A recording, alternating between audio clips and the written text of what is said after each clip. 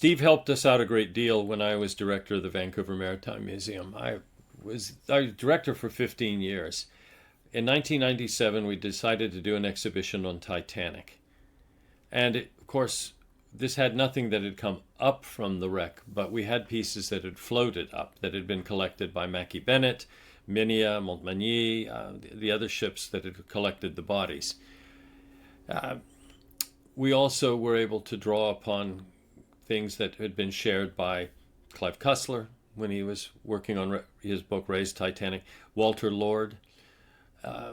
So it was basically a story of Titanic, the ship, Titanic, the wreck, Titanic as it had then become part of a pop culture, for better words, or a cultural icon. Steve helped us out, and I think one of the most powerful artifacts we had in the exhibit was a blouse, third class probably, that had been floating baggage. And this blouse, as I recall, had been altered for numerous wearers.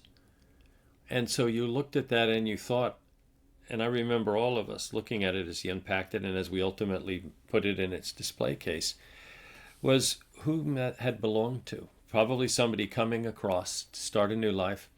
This was something that had been passed from hand to hand. It had been a fancy blouse probably in the 1870s.